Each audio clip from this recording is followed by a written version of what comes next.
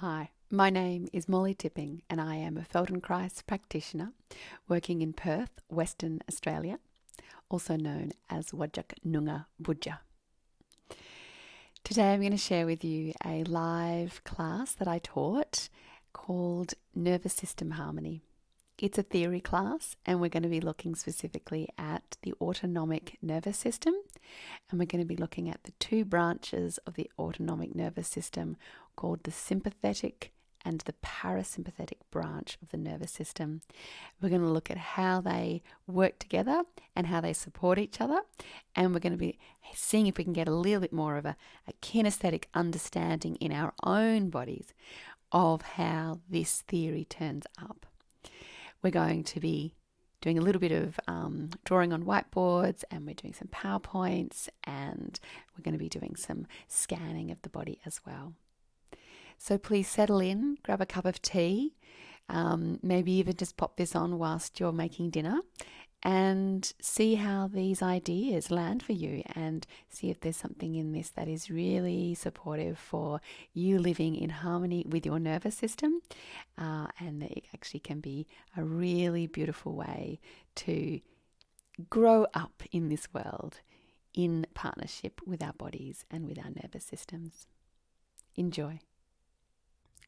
So today's class is predominantly a kind of theory class, which means that we're going to, I'm going to be talking a lot, and I've got some pictures over here that I'm going to take you through, and a teeny tiny little bit of a PowerPoint. And so, yeah, you want to just kind of get yourself comfy, have cups of tea, have your journal, and kind of come in and out of it as just kind of like a radio kind of conversation that you kind of are, setting in your ideas to, kind of, so that we sort of are, able to be in that kind of conversational space. This kind of work, it really underpins so much of the work that I do. And it's really the kind of theory that I build everything on top of. So for me, this is the work that kind of matters the most. It's also the thing for me that I am really interested in my life. Every day I'm kind of tracking my nervous system in terms of going, how sympathetic is my nervous system right now? How parasympathetic is it? I'm actually engaged in this kind of curious question, and what does my nervous system need right now? And this kind of knowledge is really what underpins, I suppose, how I choose to live my life and how I meet my clients when I'm working with them. And if we just write into the chat box, I've just got a few little questions today, which is, where are you currently? And you can answer that question however you like. So where are you currently might be that you're in your lounge room, it might be the suburb that you live in, or it might be the place in the world that you find yourself, or it might even be where you are more emotionally. So we just go, where am I now? And you can write in a number of things.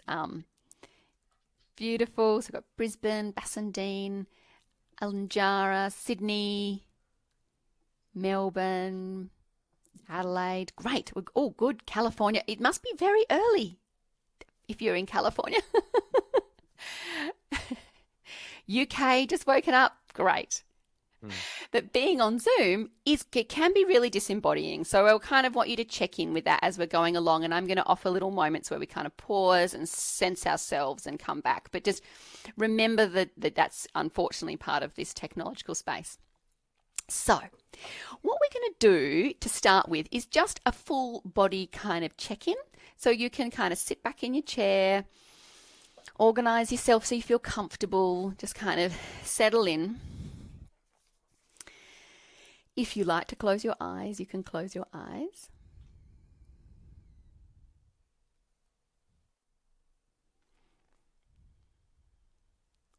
And just get comfortable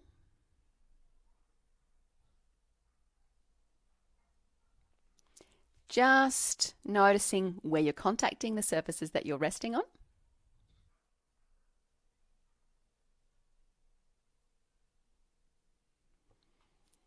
And just sensing the weight of your body.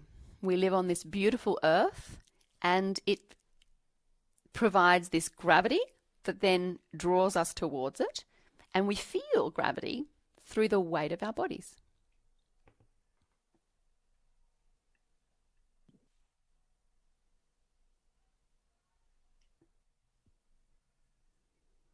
So just getting a sense of where your weight is, how comfortable you're feeling today.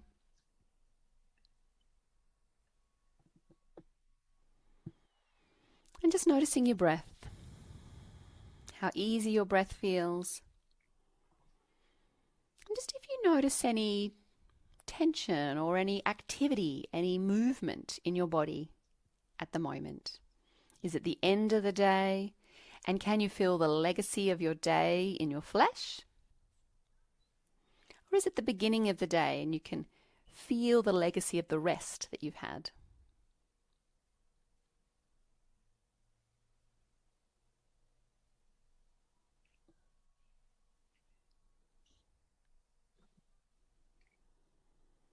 And just noticing as you're here if you feel energized, if you feel sleepy. Noticing your mood and the kind of speed of your thoughts.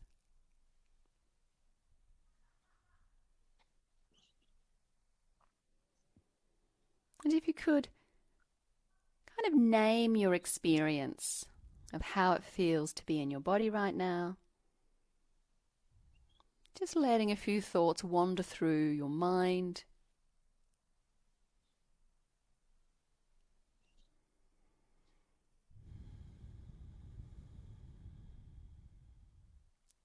And start to notice not just yourself, but the room that you're in. So notice how your surrounds are. Is it warm? Is it noisy?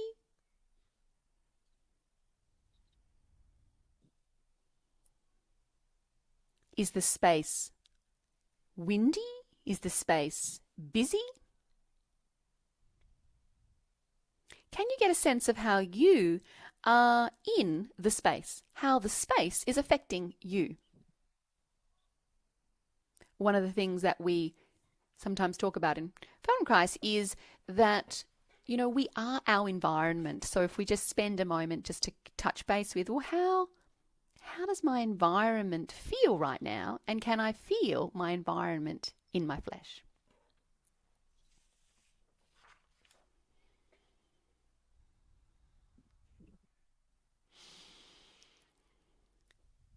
And then you can just bring yourself back. Just allow your eyes to open. And just coming back toward the screen. Beautiful. Bit of a yawn. That's great. All right. So I'm just going to make my screen nice and big over here and just cancel down that one. Beautiful. Brilliant. Okay, then we'll go back to gallery. Beautiful. All right, so what we're going to do now is we're going to move into kind of the little educative part where I'm going to show you pictures, beautiful pictures I've been drawing, and then we're going to start talking about the nervous system and how it actually kind of works. And then as I'm going along, if you've got any questions, pop them in the chat box, and then Max and Philippa are actually going to read them out to me as we kind of, you know, do little pauses. So if we go over here, I'm just going to pull out my little folder thing here. Beautiful. Okay.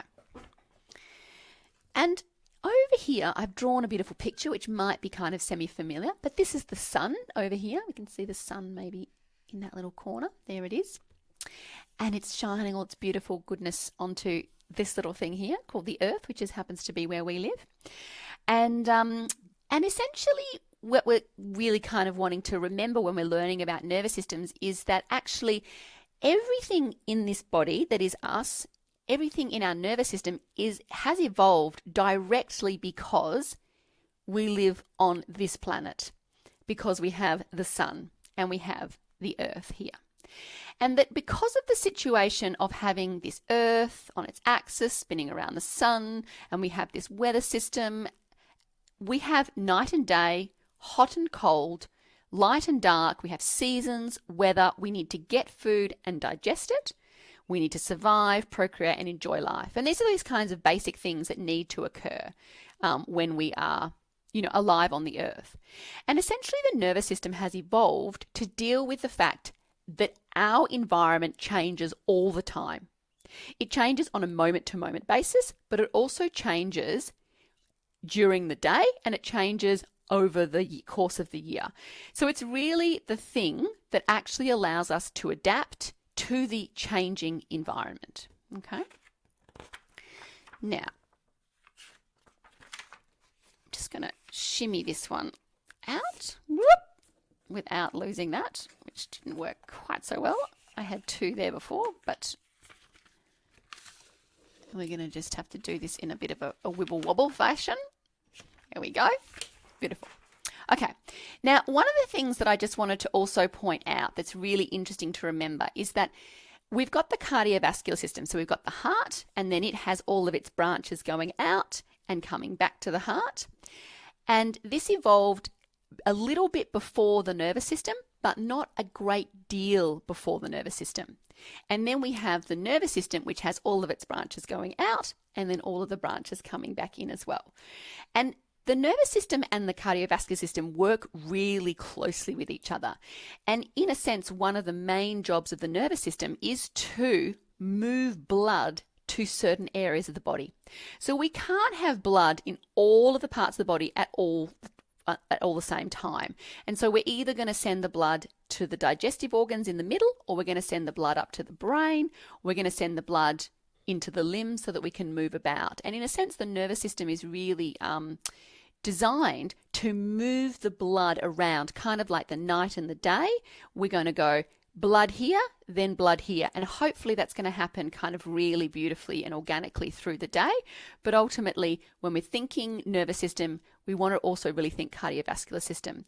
And this also equates for why, when we are under pressure, we feel a lot of change happening in the cardiovascular system as well. Or we notice that our heart rate really drops down or our heart rate really goes up as a result of kind of what's happening with the nervous system. Okay? So, next little picture. Beautiful. All right. So, one of the things that we want to kind of remember about the nervous system is that it's affected by the environment, which means whether we're inside a house, whether we're outside, whether it's sunny, whether it's nighttime, whether we have money or not, what's happening in the news, whether we are riding the wave or being dumped by the wave, whether we are with people who are happy, whether with lots of people or we're just with one person, whether we're wearing beautiful, colourful clothing or whether we're wearing something serious, which kind of maybe means whether we're at work or whether we're on the weekend having a great time. And the kind of environment we've grown up in. So if we've grown up living with hills and mountains and it's been, cold and physically kind of active kind of environment, or whether we've been living by the beach, what the time of the day is and whether we have to be somewhere in the next minute or whether we don't have anywhere to be for a few hours. So all of these kinds of things are going to be factors that are going to cause the nervous system to work in particular ways. And it's really important to remember that some of them are very, very large and kind of overarching and we can't change them. Night and day, we can't really change. Who we're spending time with, we can change sometimes.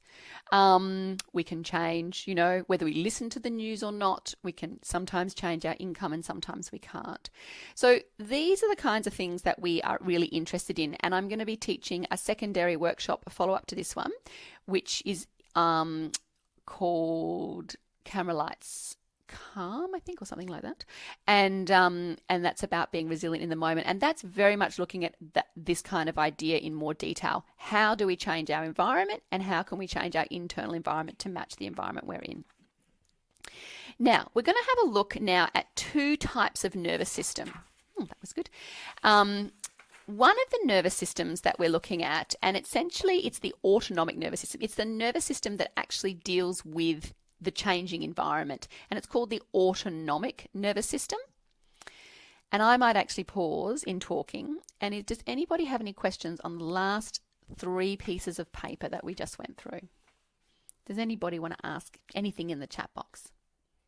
Molly, you might want to bring the little bit square on, a little bit closer if you can. Yep, beautiful. Great. How's that? Beautiful. Good. Yep. Yep. Any questions on the last little bit, or that all feels fine? Good. Okay. So now we're going to look at the sympathetic nervous system, which is one of the branches of what's called the autonomic nervous system. And this nervous system is the nervous system that is automatic. So when the environment changes, the autonomic nervous system is going to do a whole heap of things so that we can fit into the environment and not overheat, or that we can adjust to what's going on. So here I've got a brain, and then we've got the spinal cord coming down here. And then it's the sympathetic nervous system. And in Feldenkrais, we call it self-assertive. So it's the self-assertive aspect of the nervous system. And this is where we are self-focused and we're being assertive and taking action in the world. It's also called the mobilizing nervous system. So it's mobilizing us and getting us busy and making us active in the world. And it has a whole heap of sympathetic ganglia that come kind of off the spinal cord. Now, one of the things about the sympathetic system is that the brain activity increases and we send blood to the brain. So for me, as I'm talking, my nervous system is sending blood to my brain because it's like, oh, you need to use your brain, you need to think. So we're going to send a whole heap of blood up there. And it's going to increase the speed of connectivity between the neurons in my brain. Now, it's also going to start me kind of working on a minute-by-minute basis. So I'm literally going to be going, what minute is it? What second is it? And I'm literally tracking things very, very minutely and in a lot of detail. Now, in this situation here, when I'm getting blood in my brain, it means I'm going to be able to think quickly. It means I'm going to be able to kind of be really cognitive and process all the information coming in from my body really in a quick way. But if I have a lot of blood in my brain and my brain is really, really fast and it's processing heaps of information from the environment, but I'm trying to go to sleep, then we have a problem. Because a sympathetic nervous system doesn't know how to sleep. It is active, it is busy, it's receiving information, it's processing it. And sometimes what you're going to get is that sort of feeling of the brain being busy. It's like the busy brain, the noisy brain. Or it can also then lead to headaches because there's just a lot of blood in the brain. It's like, I've got a headache. And so excessive amounts of busyness in the brain, either because it's been going on for a really long time or because it is mismatched with the environment, as in I'm trying to sleep and I've got a lot of blood in my brain, not useful. So this is what it's going to do. It's going to make my brain busy and active. It's also going to raise my temperature. It's going to increase my heart rate and my metabolic rate. So I'm actually going to be, much warmer. I might even be kind of feeling quite hot. I'm going to feel my heart kind of pumping. I'm going to also be sort of speedy. So I'm kind of like busy and my metabolic rate is up. I'm going to get a lot of movement in my body because I'm also sending blood to the muscles, which we'll have a look down in here in a minute. But here I'm fast. I've got a fast metabolism. I'm hot and I'm pumping blood through my body. If we jump down to the muscles, I'm also pushing the blood out to the muscles. And that also is what is keeping me busy. I've got all the blood coming from the heart. And so I'm getting active and I'm going to feel that the muscles are going to work really hard and the fascia is going to be quite taut. So if you're someone who's very sympathetic a lot of the time, your body will feel taut.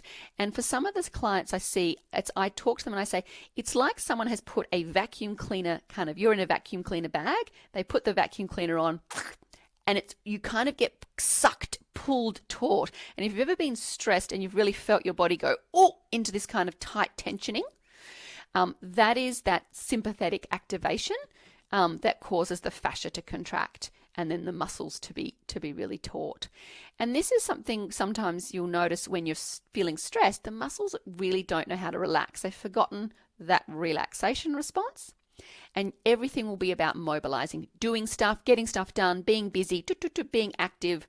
And this is really mobilizing. We've got muscles and fascia really working quickly and repetitively. And if we link it to the body pattern, it's an extension pattern. So it's upright and the muscles of the back are working really strongly. Sometimes when I'm working with people, their back muscles are so activated, so used to contracting because they are in this constant sympathetic state, and it's actually almost like impossible or difficult for them to actually start to flex their spine. And it's not because they have anything wrong with the joints. It is literally that their nervous system is working so hard sympathetically, they're in this contraction all the way down the back. Now, the last little thing on this page is that the bronchioles dilate, our breathing speeds up, and the sympathetic system coordinates the in-breath. So when we breathe in, we're going to be, it's going to be slightly a sympathetic activation, and then when we breathe out, it's parasympathetic. So what we might do is just take a little moment just to look away from the computer and just maybe even close your eyes and just notice your brain. So notice, does your brain feel like it's full of blood? Does it feel busy? Does it feel like there's lots of quick connections being made between the neurons? Or does it feel quiet or sluggish? Does the brain feel full, kind of absent of blood?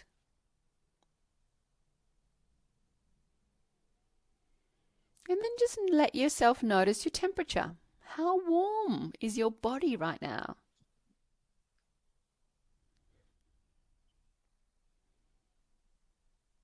Can you get a sense of the beating of your heart?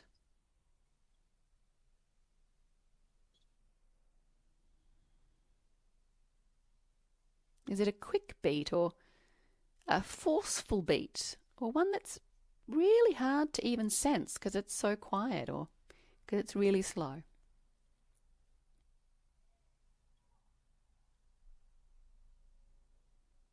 Just noticing your breathing.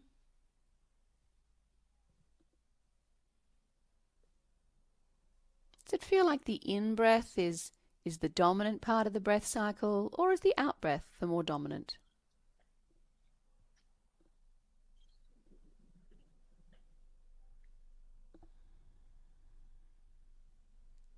Do you feel like you have blood going into your muscles, into your fascia, causing them to contract, causing them to be taut? Does your body feel like it wants to move, it's jittery? Does your back feel like it wants to extend you, or do you feel like you're settling back into a flexion pattern, into a kind of relaxed, soft posture?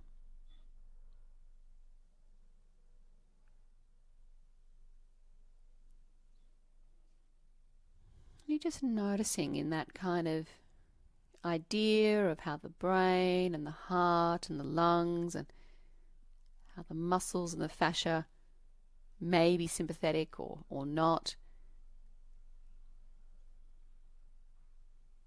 Where do you feel like you are at the moment?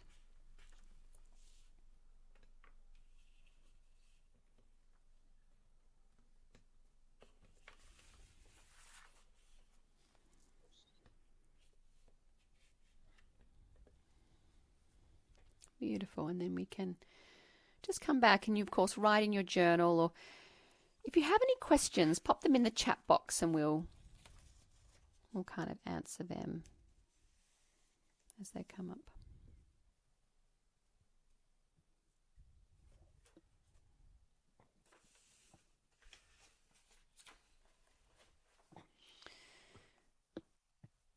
So the next thing that we're going to look at is the organs, in terms of what happens with particularly the kind of abdominal organs when we're in a sympathetic state. And over here we have a liver, which sort of possibly looks like a liver. And then we have the digestive system with the stomach, and then the long undulating tract. We've got the pancreas and the spleen. We've got the kidneys, adrenal glands, and then we've got the bladder. And one of the things that's going to happen when we are in a sympathetic state is that we're not really going to be sending much blood to a lot of these organs. And the liver is going to essentially sort of stop its bile production, or the gallbladder is going to stop its bile production. And we're going to essentially stop peristalsis. And that is basically digestion. We're going to be like, that's enough. And that's the kind of squeezing of the food through the digestive tract. The nervous system is going to say, you know what, we're too busy to be doing good digestive work. We've got to send the blood to the muscles. We've got to send the blood to the brain. So we're going to stop the digestive process. We're also going to stop secreting the important hormones and the bile that is needed for digestion. So we can't really do the digesting properly because we don't have all the necessary components that are going to make that easy.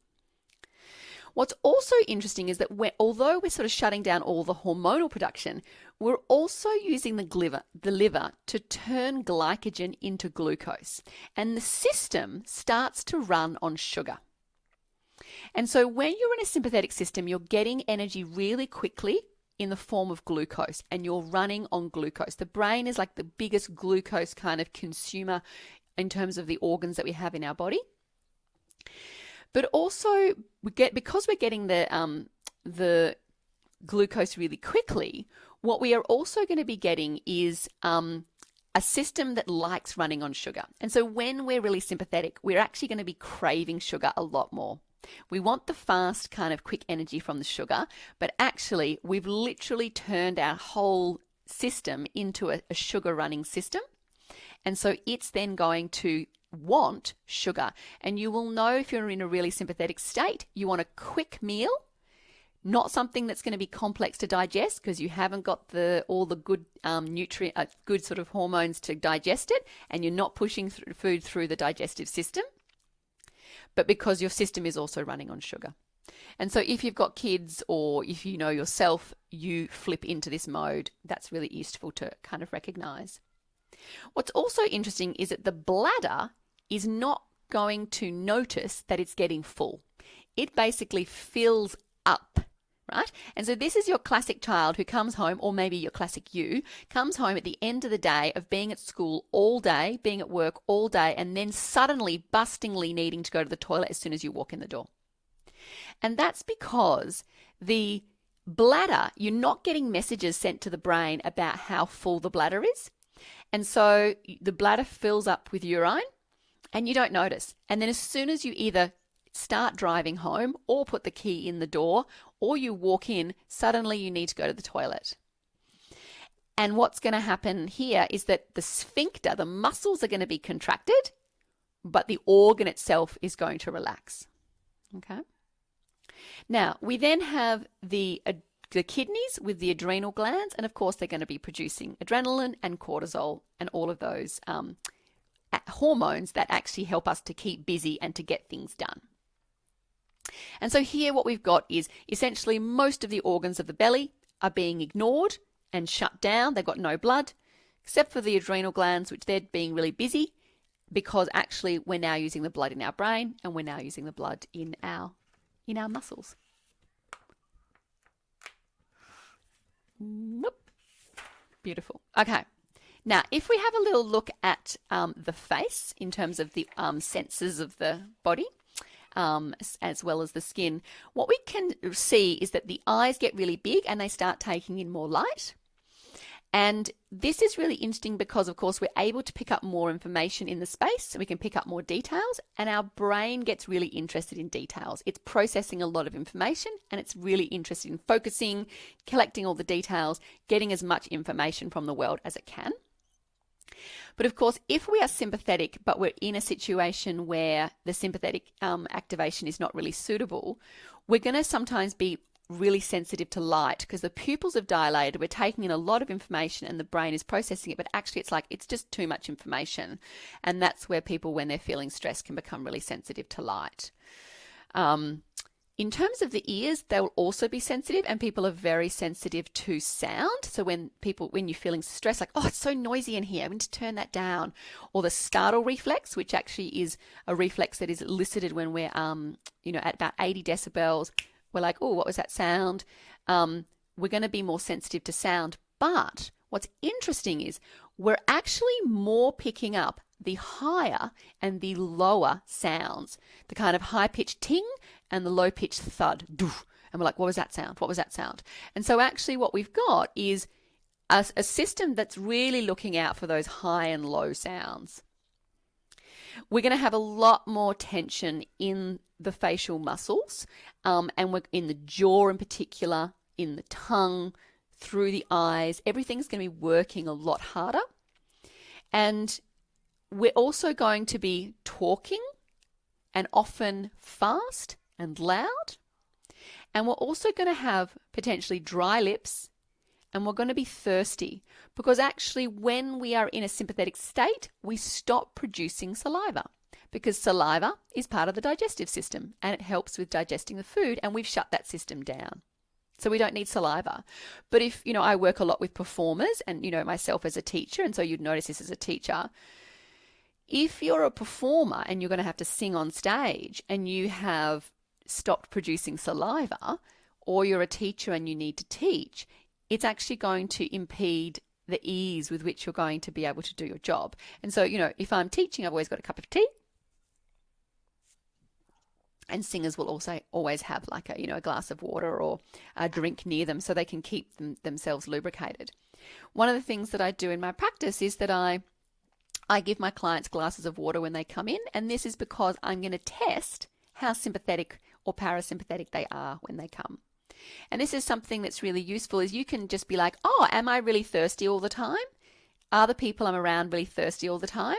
Because that's going to give you details of how sympathetic the system is. The other thing is it's also a really good indicator if you're starting to get sick, because the system is going to kick into sympathetic mode to fight off an illness, and suddenly you're going to be really thirsty. So you can tell that you've got a sympathetic kind of activation based on how thirsty you are. Obviously, if you've just been for a jog and actually been dehydrating through the process of exercise, then you'll be thirsty. But if you notice, oh, it's funny, I'm a bit thirsty and that doesn't seem to make any sense, then it might be that you've got a lot of sympathetic activity. The pitch of the voice is going to be higher because all of the muscles around the larynx, the tongue, and the muscles around the larynx are actually going to be contracting more. Yeah. And so a sympathetic, that's the kind of sympathetic kind of self. The skin is interesting. So when we're often really actively in the world, if we're really busy, we may not notice, like we kind of stub our toe or something and we're really busy and we won't notice. That's sort of one thing that will happen, is that the brain stops paying attention to information from the body. And so I work a lot with dancers and they'll be dancing on broken toes, or you hear of, athletes who are like running with broken fibulas and all these kinds of things. And it's because the brain has sort of like gone, we've got something that's really important to do, and the muscles are really tense and we're firing and we've got all that happening. So we don't notice subtleties, details. Or if someone would be really sympathetic, they're going to be paying super amounts of attention to the skin, and the smallest brush is going to be like, oh, what was that? And it's the kind of thing to think about when you maybe go camping or something and you're in the bush and you feel the slightest kind of brush of a leaf on your skin and you just jump really quickly because the system is really picking up that information. Okay, so that's the sympathetic system. What we might just do is just finish with one little body scan again of just noticing in ourselves if we can feel these things.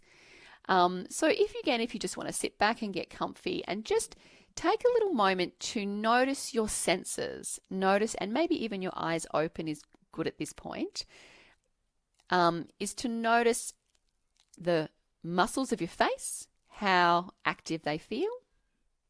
Do you feel tension in your jaw or your tongue or the muscles that surround the eyes?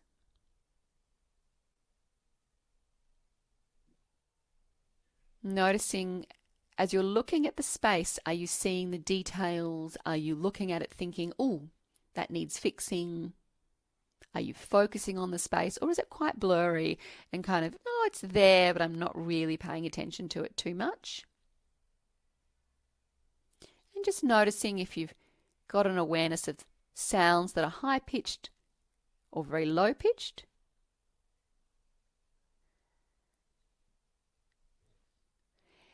And it's very likely that because you're listening, that actually you're not as sympathetic. You go, actually, I don't have a whole lots of tension here. I'm not sort of, really sensitive to all the sounds and the smells, and the what's in the room is not really kind of grabbing my attention in the same kind of way. Notice if your mouth feels dry, if you feel thirsty.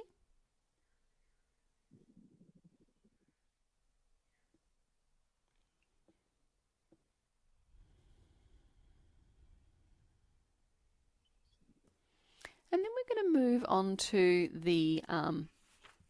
onto understanding the parasympathetic system.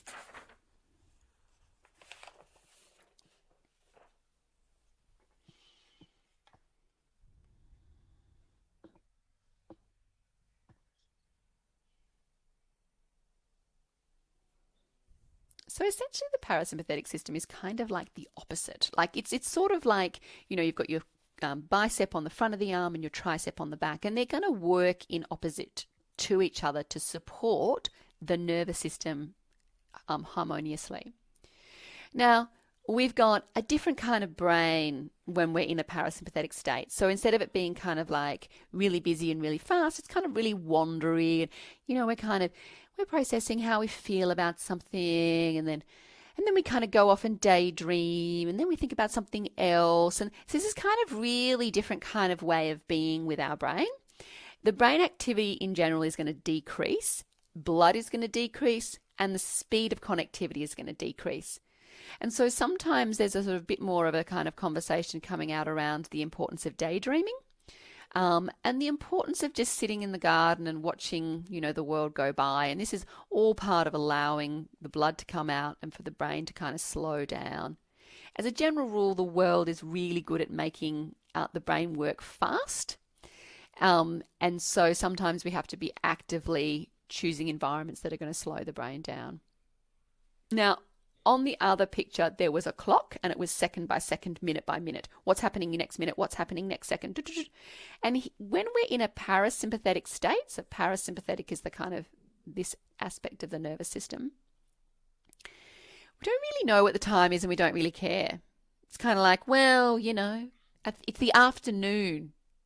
Or we're really much more in tune with, I'm feeling hungry, so it must be dinner time, as opposed to it's 6:30, the kids are coming home, I've got to go pick them up, and that's a very sympathetic way of being with time. Whereas parasympathetic is much more, I'm feeling tired, I'm feeling hungry, and we're just responding kind of more organically. We're going to feel that our temperature drops. So we're going to cool down. So because we're all sitting, we're going to probably be feeling much more parasympathetic in our metabolic system. We're cooling down, our heart rate is dropping, our metabolic rate is dropping. So we're really kind of settling into this parasympathetic experience. The heartbeat is going to slow down. The breathing is going to slow down. The out breath is linked with the parasympathetic system. So it's the out breath that becomes much more the kind of dominant experience of breathing. We're just we're hanging out on the outer section of the breath. Now, we're going to be flexed. We're going to be sitting back in our chair. We're going to be sending blood to the organs. So there's going to be some digestive work going on. You might even notice when you shift into the parasympathetic system that you get a kind of grumbling in your tummy. You get this kind of gurgle, gurgle, gurgle, and that will be the blood coming back and the digestive juices kind of starting to come back into the system, and that peristalsis actually kind of continuing again. The fascia is going to relax, so your whole body is just going to sink and settle. And it's the immobilizing nervous system. So this is where we immobilize. We start to come out of activity, come out of movement that's really quick. And in Feldenkrais, this is referred to as the recuperative aspect of this nervous system. This is called the vagus nerve, so the kind of big, long kind of nerve that comes down from the brain is the vagus nerve. So whenever people are talking about polyvagal theory or they're talking about the vagus nerve, they're talking about the parasympathetic nervous system. And in Feldenkrais, Moshe didn't use the vagus nerve. Either it wasn't around back then or he just didn't refer to it in that way. But it's the 10th cranial nerve, and that's what Moshe Feldenkrais refers to. And so just notice, again, you can sort of turn away from the screen and just notice how kind of languid is your brain? Is it kind of wandering? Does it feel like there's not that much blood in there and there's sort of slow connectivity happening? You're daydreaming and wandering off, thinking about something else. You don't really know what the time is. You feel a bit cool. You feel your heart rate and your breathing rate is quite slow. You feel kind of flexed and sitting back in the chair. And if that vacuum cleaner bag, we use that analogy, it feels like actually you've kind of let the air come back into that bag and the body is kind of soft and not all activated. And if you feel like that's more familiar than the other one, then actually this is perhaps where this is much more parasympathetic experience.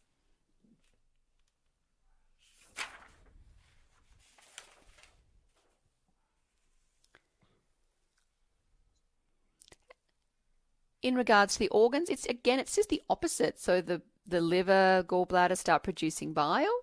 Peristalsis has happening with squeezing and pushing through food through the digestive system. What's really interesting to kind of reflect on in this kind of moment is that one of the reasons that we get constipation is that if we've been sympathetic for too long, because actually the food is not being pushed through the system in kind of enough.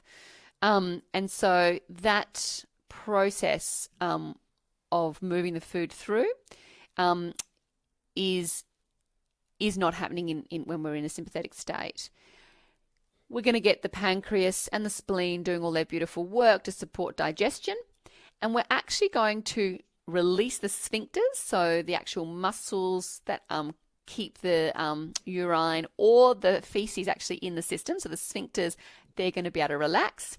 And this will be your classic kind of, you let off a fart when you get home or when you go to sleep at night in your own bed, because actually everything starts to relax and the sphincters relax, and actually, that happens much more easily. You're also, when you're going to be when you are somewhere comfortable, you're going to be able to release your bladder and go to the toilet. And for most people, that's when they're at home. It's also really interesting to think about this in terms of the sphincters and the releasing of wee and poo from the system, is that if you go on holidays, some people will get what is called Pushock. My partner gets Pushock, where you won't go to the toilet for a few days.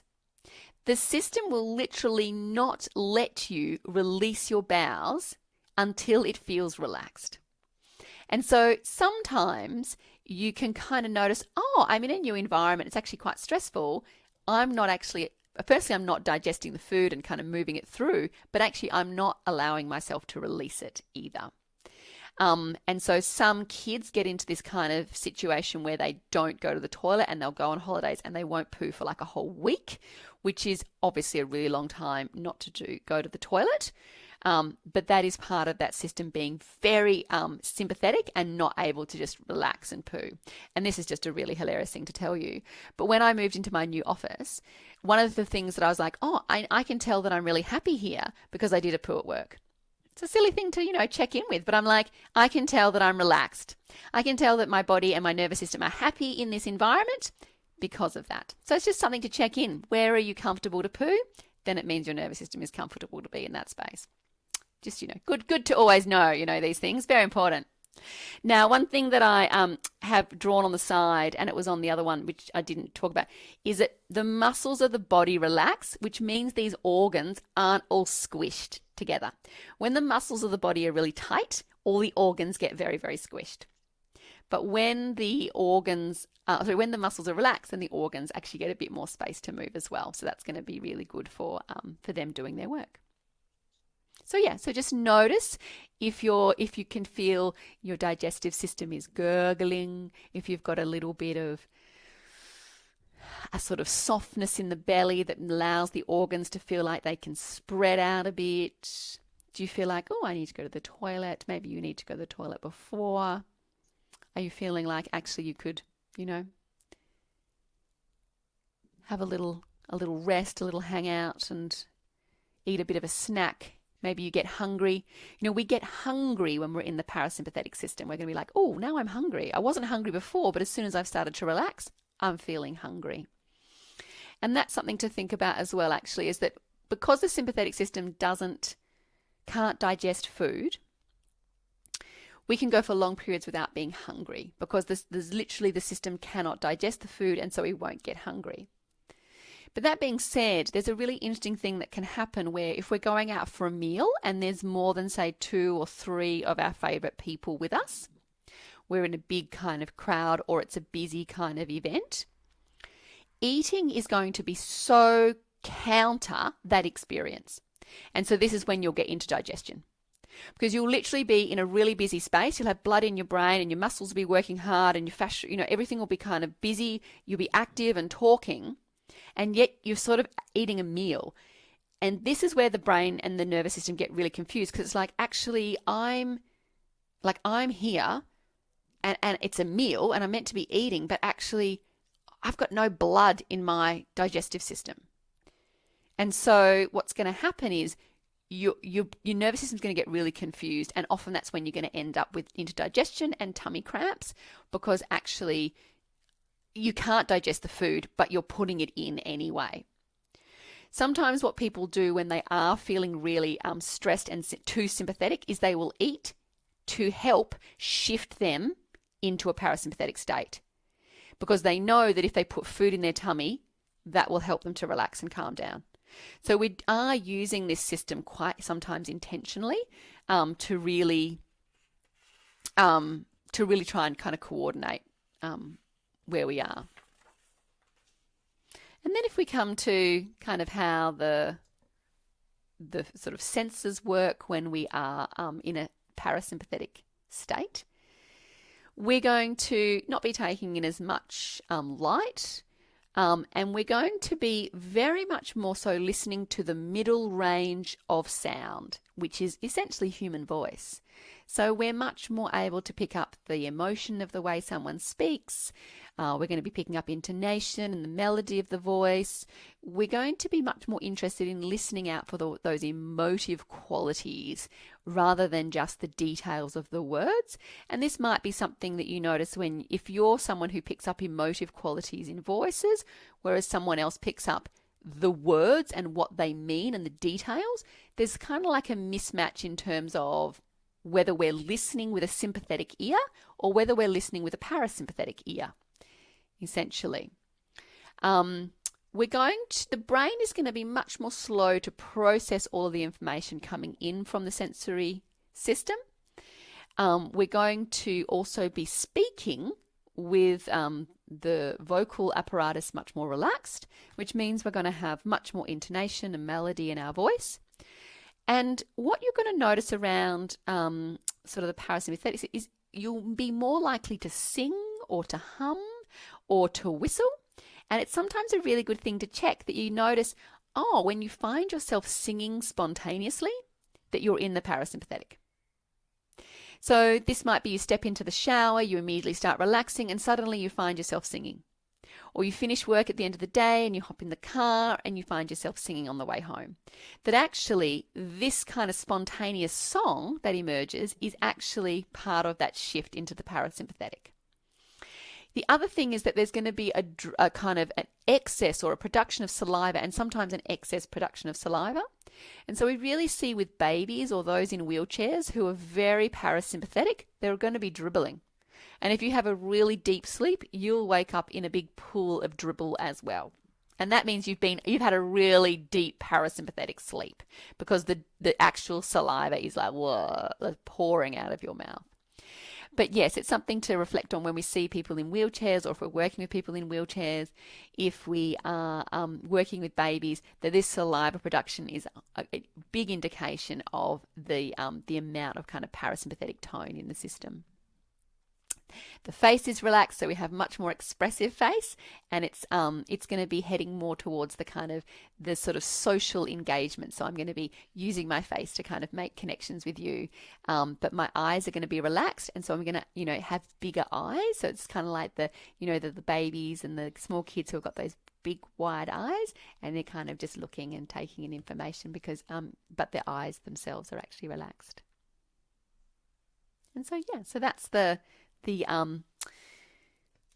parasympathetic kind of expression of the skin, actually the skin, sorry, of the face, but the skin, we're going to be much more interested in touch and cuddles, and we'll really like to have a cuddle and a touch, and that's sort of, at the end of the day when we're feeling like we're sleepy and we just want to snuggle into our sheets, or we want to snuggle into our partner, or our kids want to have a cuddle with us. That's the parasympathetic kind of skin response. And there's lots of beautiful nerve endings in the skin, and then when we kind of brush along our arms, we brush along our skin, we're going to calm that nervous system down. Beautiful. So what we might do now, it's sort of 5:30ish, is we're going to just take a little pause. My little co-hosts are going to go and get a cup of tea and pause, and you might like to go and get a cup of tea or go and just have a little stretch or do whatever you'd like.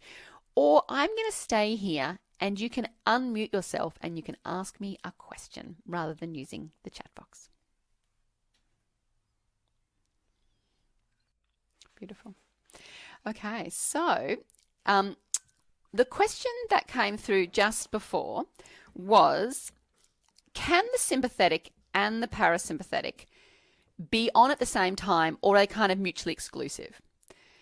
And the thing is to think about it like the muscles, right? So can you contract your bicep and your tricep at the same time, right? So as a general rule, when we are contracting the bicep, the tricep is going to lengthen. It's going to support the contraction of the bicep, okay? But we can contract both the bicep and the tricep in a kind of a tonic kind of stabilizing fashion, where we immobilize the shoulder joints and the elbow joints, right? So you can what we call co-contract muscles. You can contract the muscle at the front and the back of the joint, and that will stop it from doing anything. Yeah, it's basically immobilizing the joint. But good, healthy movement requires that the muscles are contracting and lengthening in partnership, okay? And it's pretty much the same for the nervous system. If you see, can you see the word dead? Everyone see the word dead? Yeah. If you are dead, right, this is the line, right? You're dead. Now, if you have sympathetic activation, you get sympathetic activation, and then as that peters off, you get parasympathetic activation. Okay, so that's how it would work, is you go, I'm sympathetic, and then as the sympathetic starts to taper off, then the parasympathetic is going to become more dominant. So if you think about it, I've got blood in my brain, I've got blood in my muscles, I'm busy, I'm active, I'm focused on the time, I'm picking up details, I'm working really fast, I'm running up a hill. So I'm really sympathetic. And then as I start to slow down and as I start to stop kind of, being so focused on details, the blood is going to start to come out of my head and it's going to start to come away from the muscles, and the muscles are going to start to relax, and the blood's going to start to move to the digestive organs, and then I'm going to start secreting the bile and all of the good hormones, and then I'm going to start moving the food through the body, right? And so this is ideally what is happening, is we're just all day going sympathetic, parasympathetic, sympathetic, parasympathetic. But of course, it's much more complicated than that, in the sense that the in-breath is sympathetic, the out-breath is parasympathetic, right? So that means that the sympathetic system coordinates in-breath and the parasympathetic coordinates out-breath. And that's the heart rate variability measure. So we can tell how well the nervous system is working based on that variability. But so I'm going to be breathing out whether I'm running up a hill or whether I'm sitting in the couch reading a book, right? So it's more like that part of the nervous system is in charge of those things, but I would be predominantly utilizing more sympathetic functions, or I'll be predominantly more using parasympathetic functions. That being said, in a stressed state, like highly, highly stressed, both of those systems can be on at the same time. So you absolutely can have sympathetic arousal or sympathetic activation and parasympathetic activation. But it's going to be, Lizzie, when there's a kind of a high stress situation. It's not going to be the kind of normal kind of everyday, like activity. You really much, what you want is that the blood is moving, from those areas really organically, exactly, much more harmoniously. and that you spend a bit of time being active and then you spend a bit of time resting. And that's ultimately how a nervous system likes to work. Yeah. If we think about the second question, we're going to maybe come to that with a little bit of a PowerPoint. So I've just got this little PowerPoint that's going to kind of reiterate what we've just been learning, but also it's going to I'll just stop that share. It's going to talk about the environment. Okay, so parasympathetic environments. Remember, like you're saying about the autonomic nervous system, the nervous system is designed to orchestrate what is happening internally in response to the environments that you are in. Okay, so if you're in a low light environment, it's dusk, it's dawn, it's grey skies. So what do we want to do on a grey sky? We want to sit up, curl up with a doona and a book, because that's a parasympathetic environment. It's quiet, it's mellow. Ignore the temperature. I'll explain it a bit better later. Relaxed and slow. We've got a relaxed attention, or it's simplistic, or a single task, or we're being really creative and kind of daydreamy. We've got gentle movement, and we're not having to finish something by a certain time. So we don't have that kind of constraint for completion. We're much more internally kind of motivated. So when we're hungry, we eat. And when we finish the gardening because, we've had enough, we just put the gardening tools away and then we go in. And so it's a very kind of internal kind of authority, much more to do with friendship and love and community and cooperation. And when things are familiar, and when we have routines, we're going to be much more parasympathetic. Okay.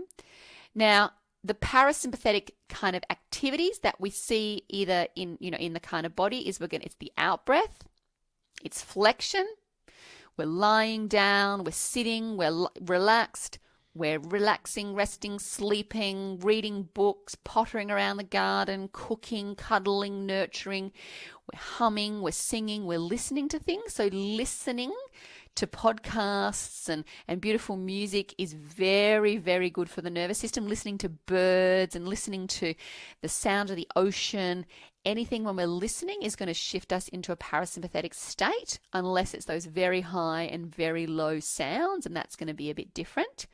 We're eating, we're digesting food, we're with a few people, so it's a kind of small, intimate group of family and friends. We laughing, crying, sighing of relief, they're all very parasympathetic. Some people say, but like people cry when they're stressed, and they do, but the crying immediately shifts them into a parasympathetic state. So what it's actually doing is being very, very nurturing, that the crying is like the kind of release valve that starts to calm the system down. So it's actually really a very good nervous system response. And we have touch and intimacy and sexual arousal. Actually, we didn't talk about the sexual system because I was going to do that differently, but we will talk about that in a second. And if we look at some pictures of what might be parasympathetic, it kind of looks like this. Sleeping with your puppy dog, lying on the grass, reading a book, pottering in the garden, cooking, playing music, taking photos. If this was your life, you'd be pretty parasympathetic, right? If that's what you were doing for most of the time. Now, sympathetic environments are bright and sunny and they're noisy, okay? Again, I'll talk about the temperature in a moment because it's a little bit different. You're going to be busy and fast, doing complex multitasking kind of activities, physically demanding or deadlines. There will be an external authority, and sometimes that external authority can simply be the voice in your head saying, you should do this, you need to do this, this is coming next, do this, bum, bum, bum, bum, bum. So it's kind of an ordering of kind of self rather than just following an internal kind of, I'd like to do this next, I'd like to do this next. So there's competition and challenge, individual success, achievement, success, power, all of those things are built into the sympathetic system. There's lots of, when it's novel, when it's unfamiliar, then we have to be sympathetic, because basically we have to pay attention. So as soon as something is different, we have to receive more information from our senses and we have to process that information. And so if you move house, if you get a new job, if you are doing something different in your work, you're going to be much more sympathetic. You can't get around that. You need the nervous system to be paying attention to lots and lots of details. And sympathetic activities are going to be the in-breath, its extension, standing up, moving, exercising, action, socializing, talking, working, planning, teaching, performing, competitions, exams, auditions, adventure, excitement, and the active phase of sex. And sympathetic environments and activities look more like this. Yeah, lots of people, busy, climbing up things, exercising, taking on risk and challenge.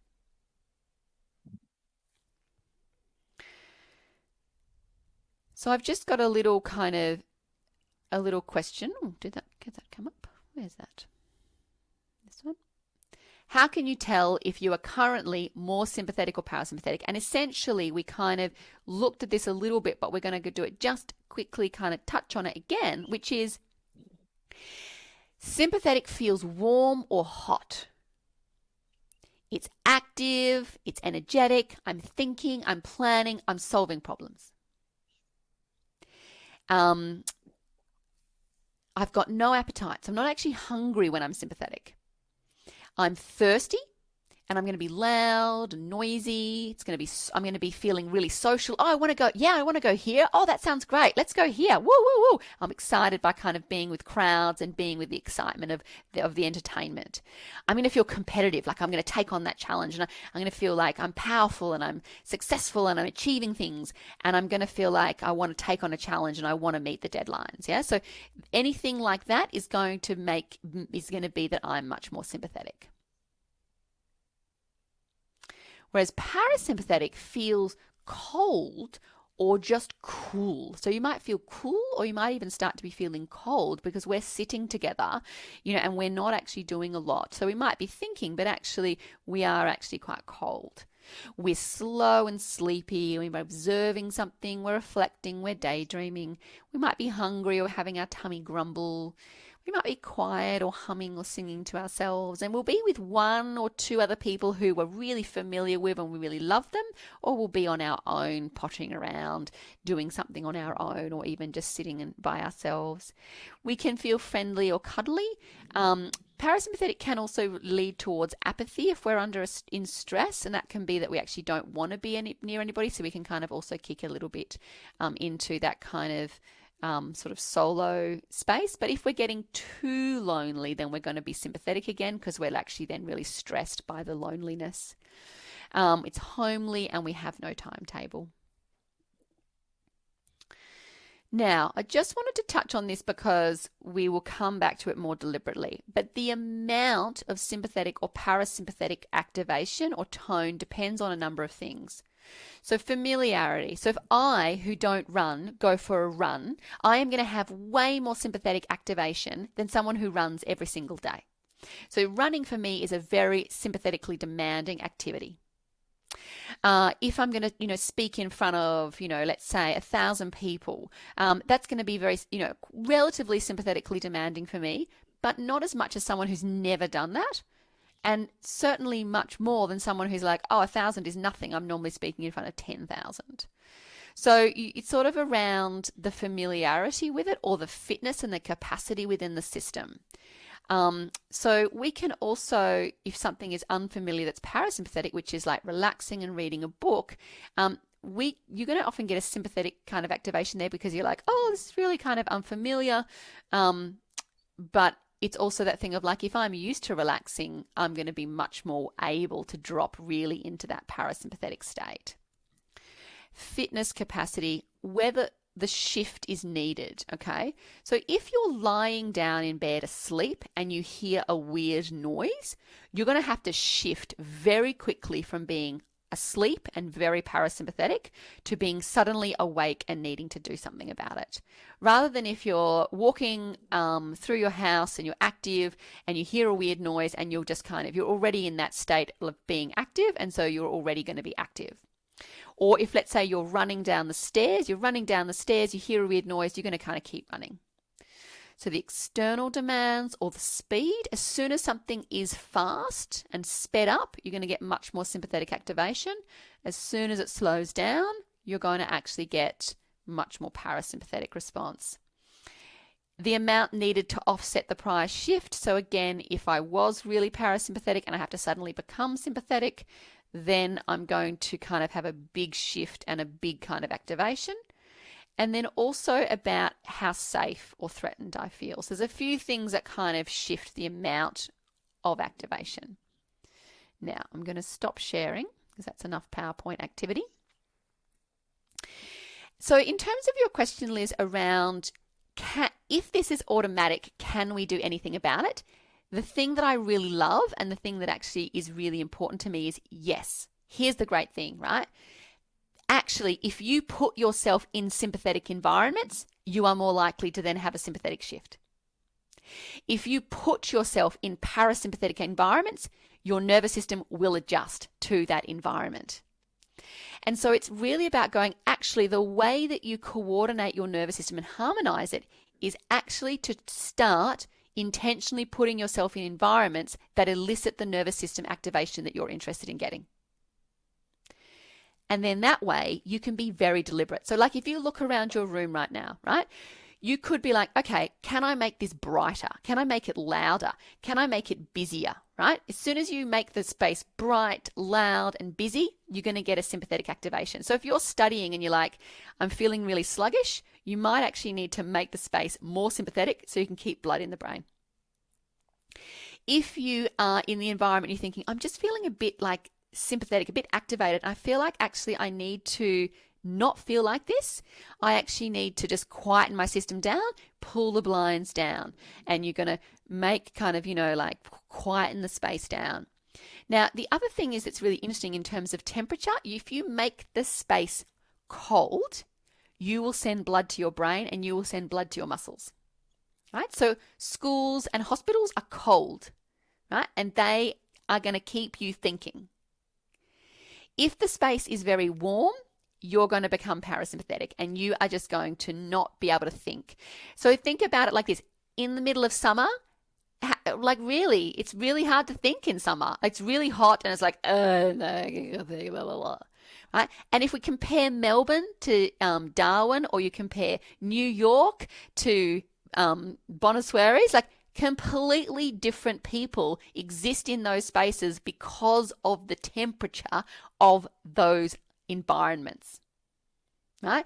So when everybody in Melbourne is like getting really heady and cognitive about stuff, and then they come to speak to someone from Perth and Darwin and they're like, oh, I don't know, it doesn't really bother me so much. Maybe Queensland's the same. It's like, yeah, not really worried about those things. It's because literally we aren't sending as much blood to our brains and processing and thinking in those kinds of ways. Whereas someone in Tassie and Melbourne are really going, but whirring away. Now, that being said, if the environment outside your house is cold, but inside your house you've got the heater on, you've got your doona on, and you've got your Uggies and your jumpers on, then exactly, your little hot water bottle, all the good things, then you're not, because you're now in an environment that's doing the work of keeping you warm, you don't have to keep yourself warm. So it's to do with, do you need to keep yourself warm? If you need to keep yourself warm, you have to activate the sympathetic system. You have to raise the heart rate. You have to move more, right? You have to raise the metabolism to keep the body warm. If the environment you're in is actually doing the work of keeping your body warm, then you drop into a parasympathetic state. Which is why people say, at night, if you can sleep and cuddle next to someone, that's going to help you to actually sleep better because you're not doing all the work of keeping yourself warm. Yeah. So it's really around really understanding that actually hopefully you've got a harmonizing kind of nervous system that's going up and down. The sympathetic comes up and then the parasympathetic comes up and it's doing this. But if you feel like, so what sometimes happens for people is that you get sympathetic activation, you get like active and busy, and then instead of coming down, you end up kind of just feeling like you're going a little bit down, but then you go back up again. And this is this kind of like you can't relax fully, which means you then can't allow that parasympathetic system to come up and be dominant. and you kind of, it sort of gets a little bit sort of stuck.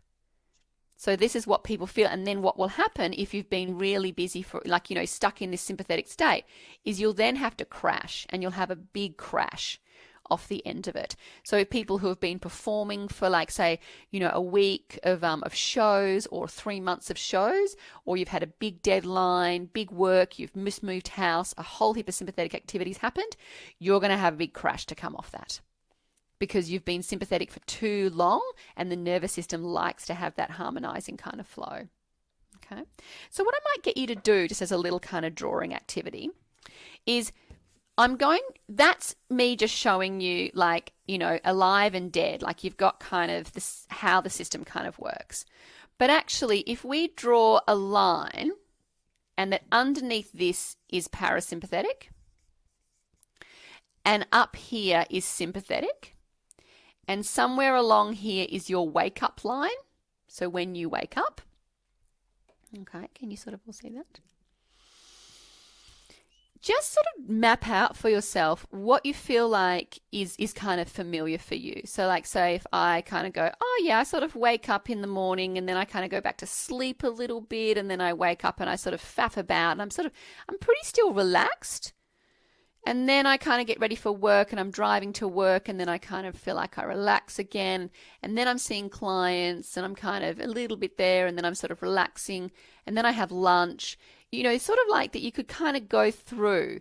But if I was going to do, like, let's say a big lecture at uni, then it might actually, that might push me up much higher. I'm going to be up here, and then I feel like I have a big crash after lunch, you know? So it doesn't need to be perfect, but just see if you can kind of get a sense of, when do you feel like you're in that sympathetic state, and when do you feel like you're in that parasympathetic state? And you can kind of draw that out on your own, on a little piece of paper that you might have. And for some people, it's like, actually, I think I just wake up, like the alarm goes off, and I'm like, bing, straight up into sympathetic. It's like I'm on, I'm busy. Or for some people, it's like, oh my God, I just feel like I'm hanging out here, and just like, it's not until 4 p.m. that I finally kind of it arrives at my brain. You know, it's like, oh, blood is here now. Fantastic. And then, you know, you can't get to sleep because, you know, it's like, you know, 3 a.m. in the morning, and it's like, but I've, you know, just starting to get the blood. It's fantastic. Or you might be really busy all the day, and then you feel like you crash at night, or you start to eat lunch in the middle of the day, and it makes you feel sluggish for an hour or two. You can't really do any work. It's really important to recognize you don't want to be doing study. You don't want to be doing like really complex thinking after you've eaten a meal, because you won't have as much blood available for thinking. So there's not a lot of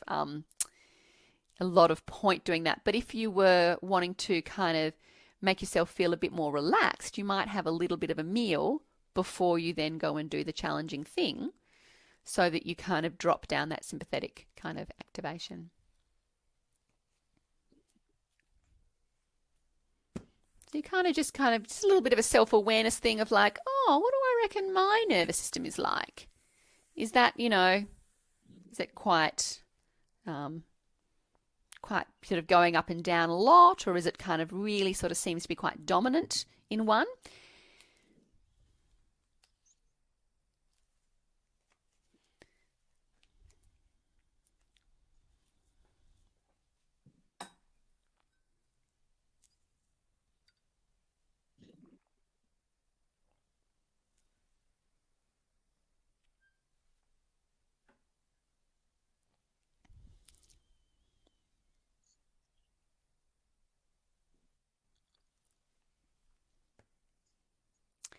And then we're also going to do one more little thing which will help to clarify a little bit. So if you draw a line down a piece of paper, and we're going to do para on one side and symp on the other one, which just helps us to kind of shorten that, because I live in Australia and we actually don't like using very many words if we can avoid it. So we just do para and symp.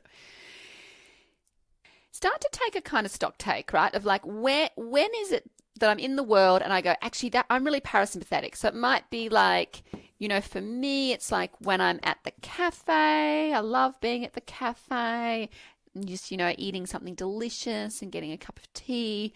And, you know, there might be certain people, you know, and I've realized that I probably should not have done that. I should have just kept it all Just one. So just ignore that because, of course, that's an environment. Anyway, whatever.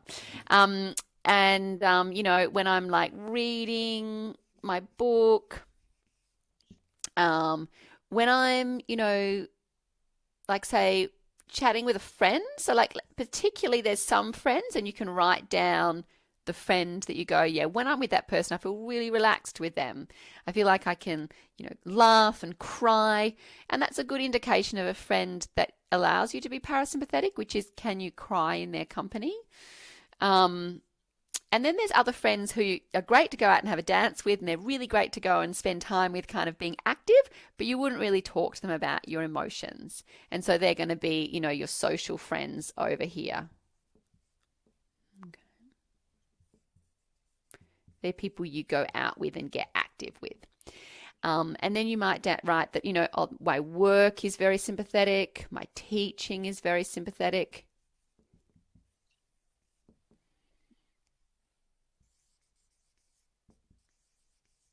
When I'm crying.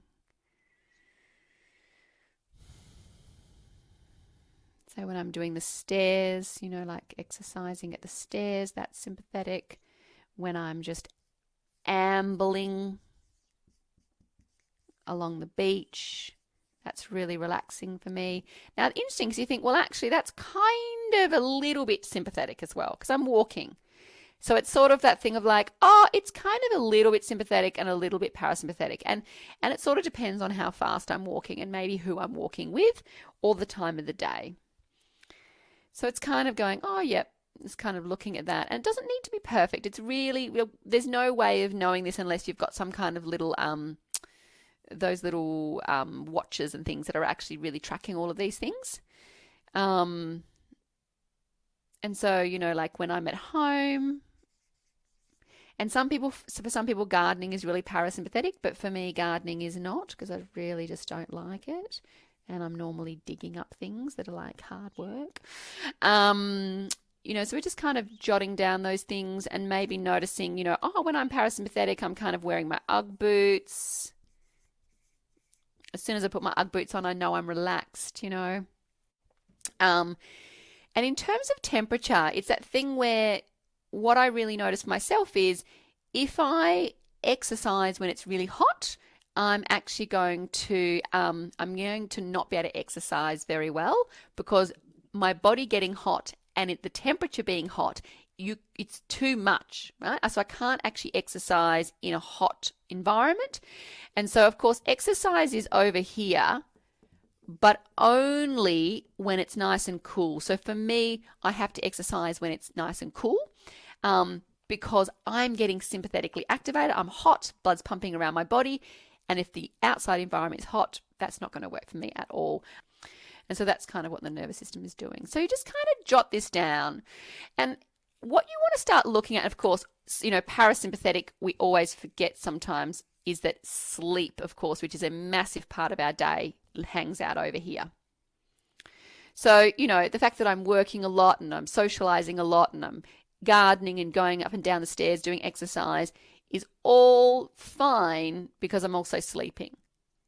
But if I'm only doing this stuff during the day and I'm not getting to the cafe, I'm not hanging out with my friends who I can cry with and going for a stroll along the beach and collecting shells, like that might be like a difference, like a shell collecting beach mission.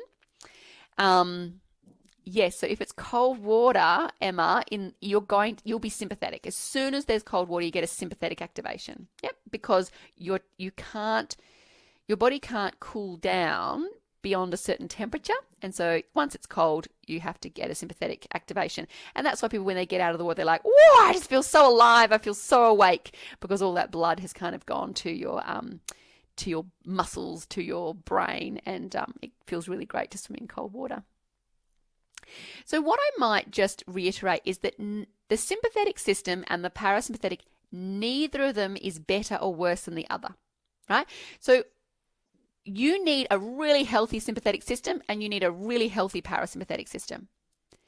The problem we have in our sort of world is that we tend to think of sympathetic as the fight and flight system, which is that when we get stressed, we kick into the sympathetic system.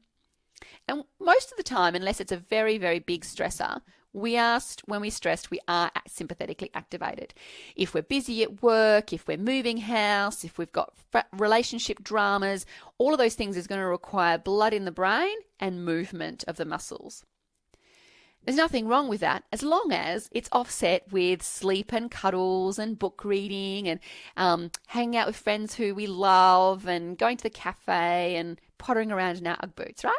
Little bits of this mean that we can turn up and be really actively in the world.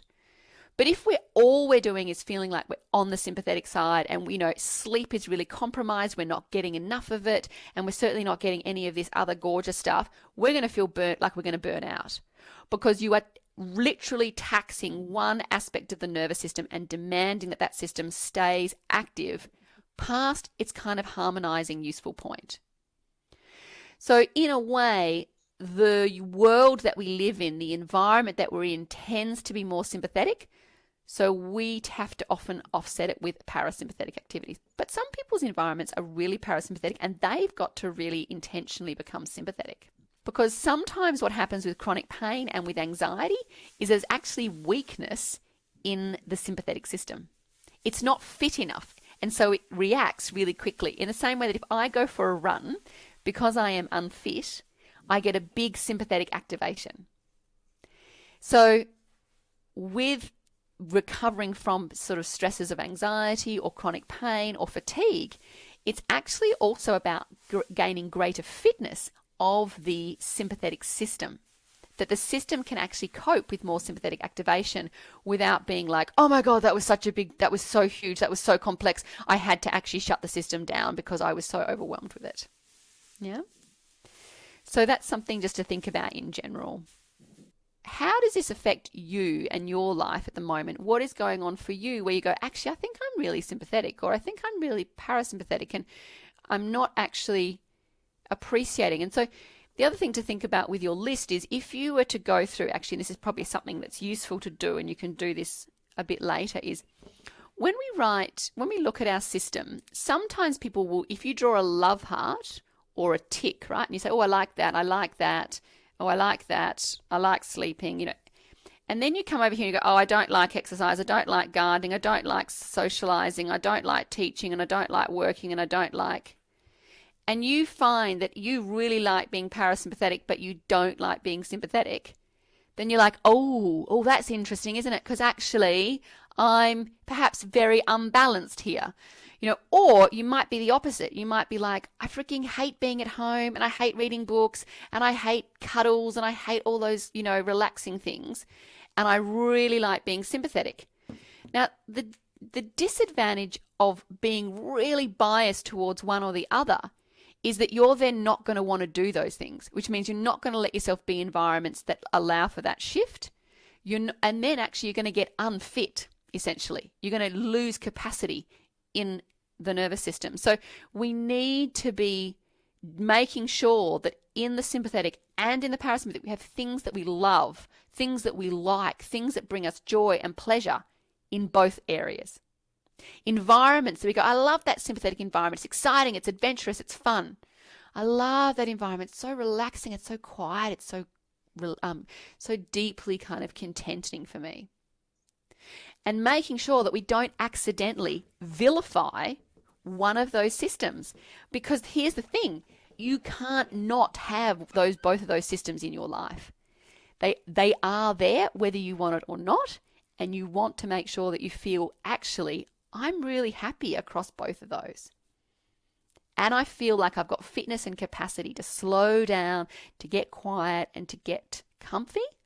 And I've got capacity to get busy and get active and be strong in my body.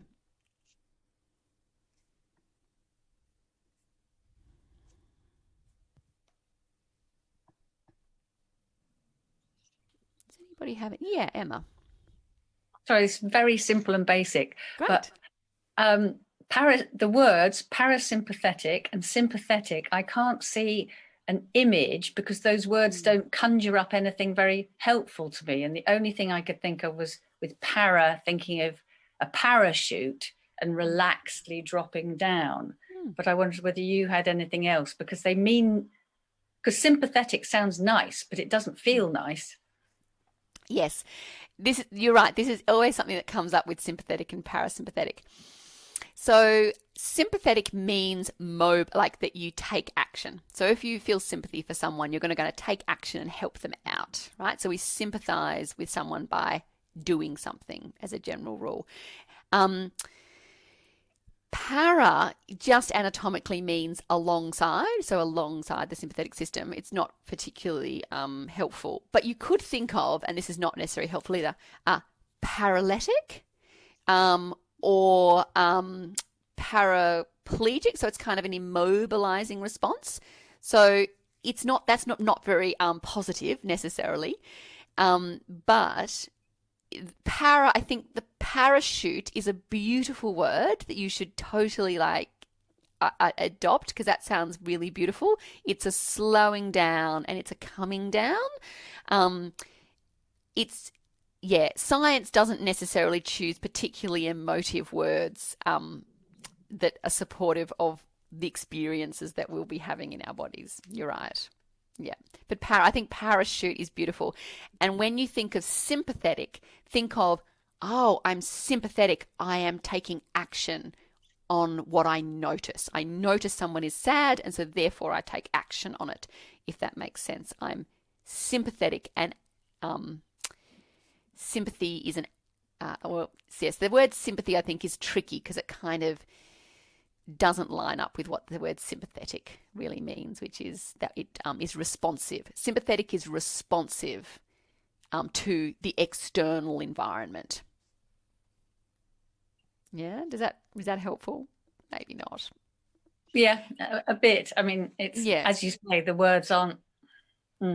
They're not designed for our emotive kind of personal human kind ofness. They're just science words, kind of like liver, and spleen. They don't conjure up a lot of emotive experiences, unfortunately, even though they should, because they're fantastic. Yeah, I suppose, like you're saying, sympathetic is a reaction. So if you do get into very cold water, you react to that. You have a response to the cold water. Yes. Yeah. Yeah. So sympathetic reaction or responsiveness is probably the best way to think about it. Lovely. Thank you. No worries.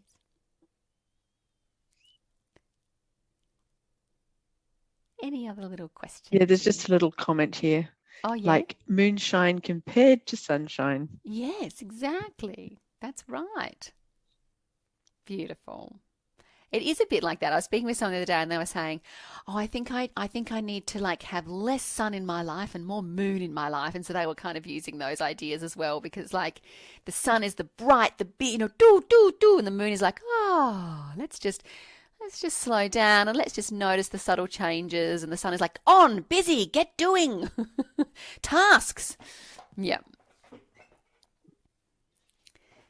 So what we might do is just finish with a little sort of body scan check-in. And you can lie down or you can stay sitting, whatever it is that is comfortable for you. And I just want you to kind of take a moment to kind of close your eyes and just let yourself start to scan through your whole being. And see if just in the conversations and the learning, the theory and the kind of ideas that have been presented today, just to notice how you feel this lands in your body. And do you feel at the moment that you could recognize, oh, actually, I'm pretty sympathetic or pretty parasympathetic right now? Am I warm or am I cold?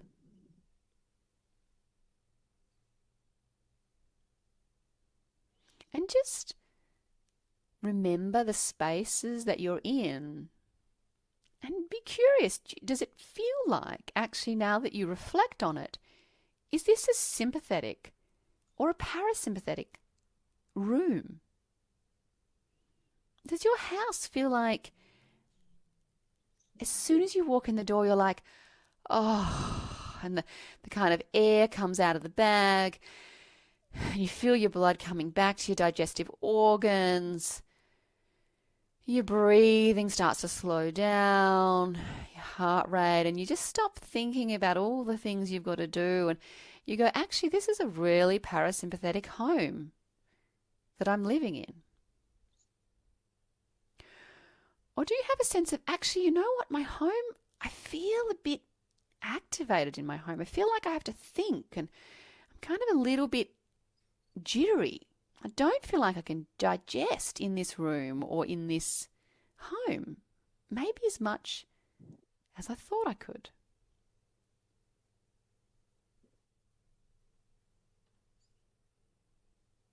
Maybe you work from home, and so certain spaces are very busy and very time kind of focused, and success and achievement and planning. And you go, yeah, that's a sympathetic room. There's, much more sympathetic things happen in that room. It's bright, it's busy, stuff going on.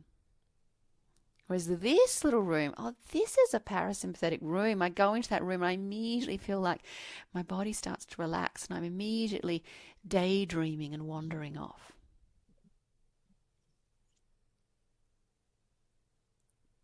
Is your garden a place where you feel sympathetic or parasympathetic?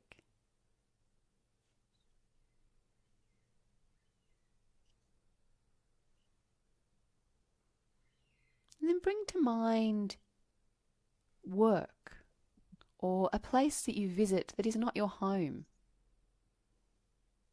And just notice, does it feel like your nervous system shifts just in the thinking of this space?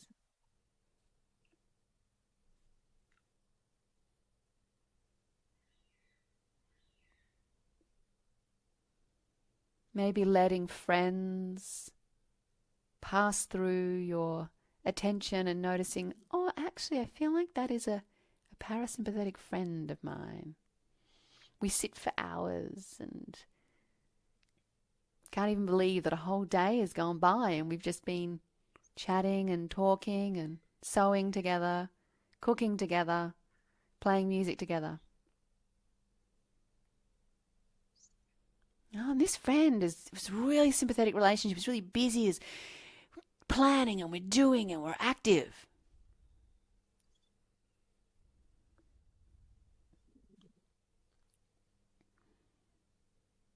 Just noticing how many little places in your world are sympathetic and how many places in your world are parasympathetic.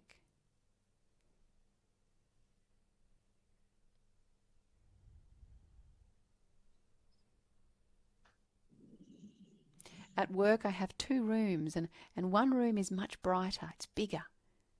And one room is smaller and darker. And it's just a subtle difference, but one room really feels more sympathetic than the other room. One room, as soon as I walk in, I immediately feel that I quieten a little bit.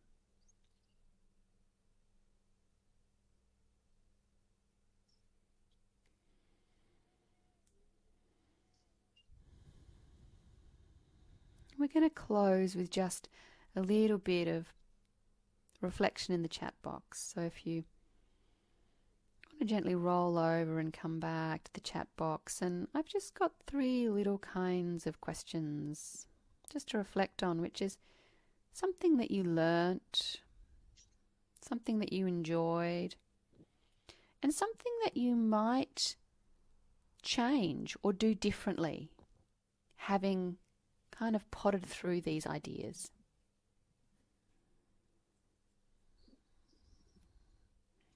Something that you learnt,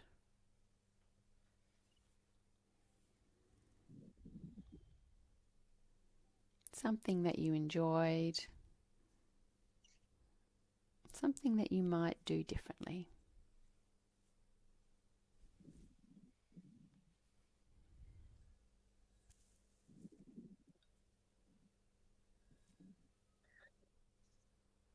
Here's a comment. I don't have a sympathetic room at my place.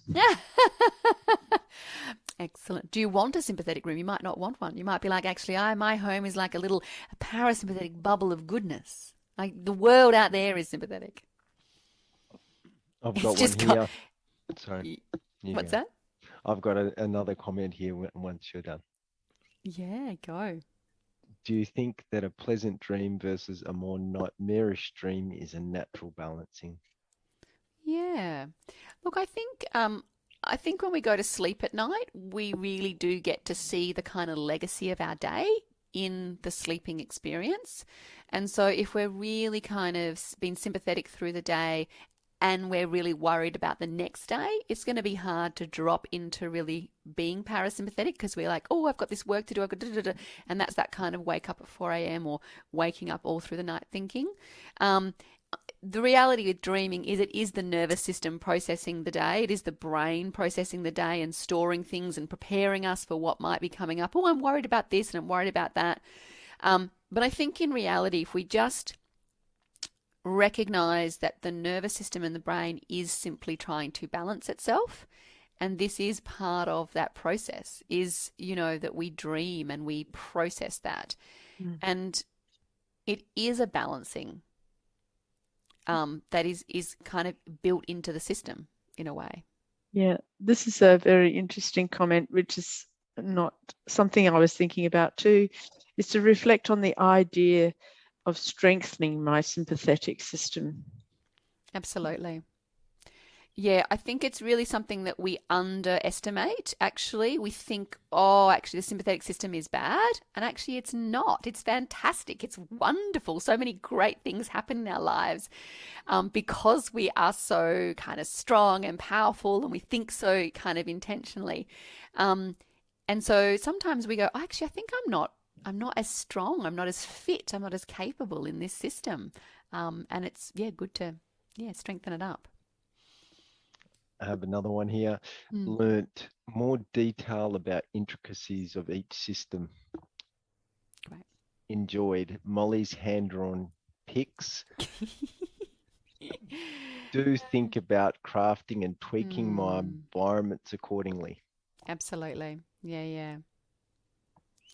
And then we've got here Mazza saying to learning, to check occasionally which state I'm in. Absolutely. I think just checking like, oh, where am I? Am I sympathetic or parasympathetic? Am I matched to my environment is really great. Dribbling is a sign of good sleep.